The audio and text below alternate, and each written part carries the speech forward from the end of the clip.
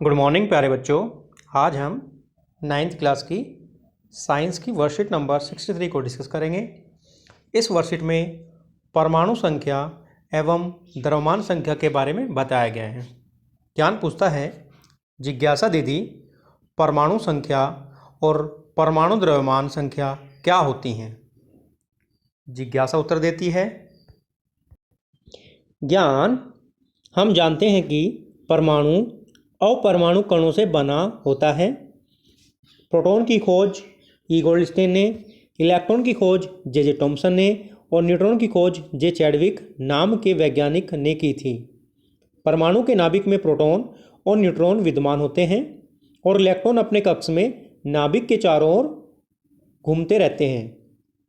किसी परमाणु के नाभिक में उपस्थित प्रोटॉनों की कुल संख्या परमाणु संख्या कहलाती है। तो बच्चों, ये परमाणु संख्या की परिभाषा हो गई कि किसी भी परमाणु के नाभिक में उपस्थित प्रोटॉनों की संख्या उसकी परमाणु संख्या कहलाती है।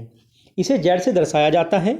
किसी भी परमाणु में इलेक्ट्रॉन की संख्या उसमें उपस्थित प्रोटॉनों की कुल संख्या के बराबर होती है। मीन्स प्रोटॉन और इलेक्ट्रॉन की संख्या बराबर होती है, इसलिए किसी भी परमाणु पर कुल आवेश शून्य होता है। यानी कि हमारा जो परमाणु है वो उदासीन होता है। लेकिन जब कोई परमाणु इलेक्ट्रॉन लेता या देता है, मीन्स जब वो आयन बनाता है, तब यह संतुलित हो जाता है और आयन निर्माण करता है। तो हम बात करते हैं द्रव्यमान संख्या की। एक प्रोटॉन का द्रव्यमान 1 इकाई और आवेश +1 लिया जाता है। एक न्यूट्रॉन का द्रव्यमान भी 1 इकाई लेकिन आवेश 0 लिया जाता है। तो न्यूट्रॉन का जो आवेश है वो 0 है। एक इलेक्ट्रॉन का द्रव्यमान नगण्य और आवेश -1 लिया जाता है। मीन्स इलेक्ट्रॉन का द्रव्यमान बहुत ही कम होता है, जो कि ना के बराबर होगा प्रोटॉन और न्यूट्रॉन की तुलना में। न्यूट्रॉन और प्रोटॉन परमाणु के नाभिक में स्थिर होते हैं, इसलिए इन्हें न्यूक्लियॉन कहते हैं। तो न्यूक्लियॉन आपको याद रखना है।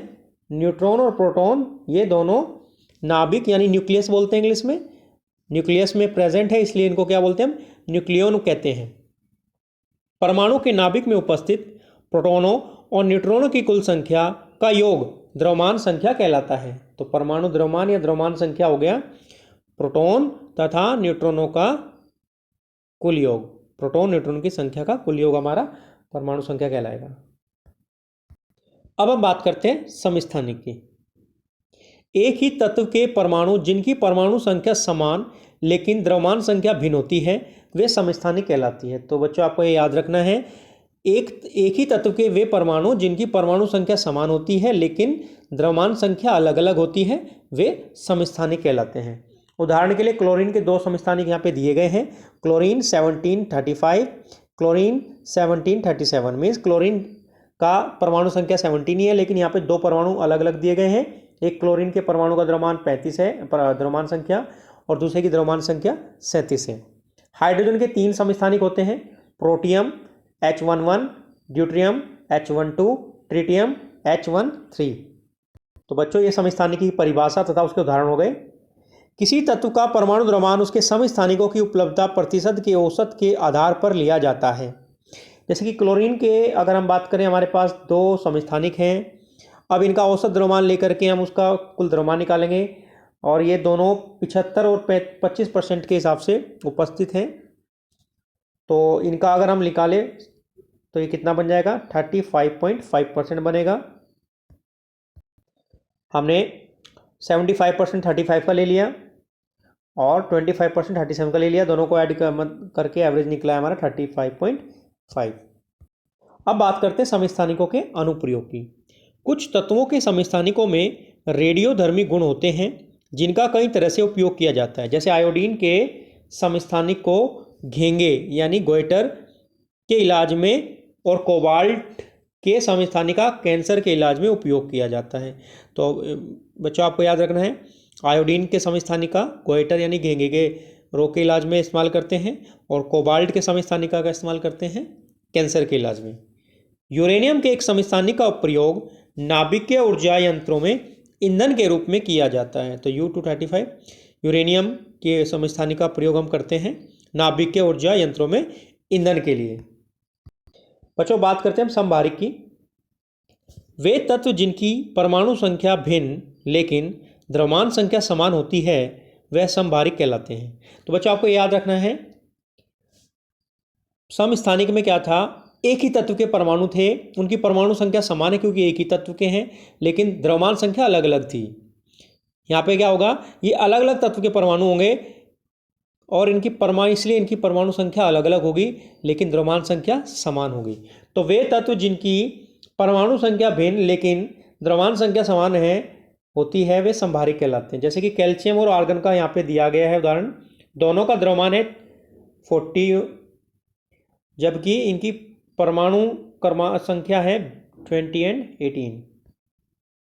बच्चों हम बात करते हैं इसमें दिए गए प्रश्नों की। पहला प्रश्न है न्यूक्लियॉन किसे कहते हैं। तो न्यूट्रॉन और परमाणु नाभिक में स्थित होते हैं इसलिए इनको न्यूक्लियॉन कहा जाता है। बात करते हैं सेकंड प्रश्न की। फर्स्ट क्वेश्चन का आंसर यहाँ से लिख सकते हैं, ये आप देख सकते हैं, यहाँ से इसका आंसर हो जाएगा। सेकंड क्वेश्चन की बात करें, किन्हीं 3 समस्थानिकों के उपयोग लिखिए। तो बच्चों इसको आप यहाँ से लिख सकते हैं, समस्थानिकों के उपयोग,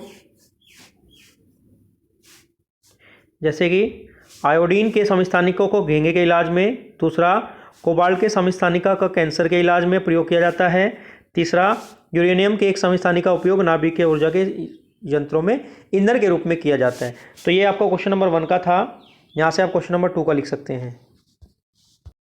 अब बात करते हैं प्रश्न नंबर 3 की। परमाणु संख्या और द्रव्यमान संख्या को परिभाषित कीजिए।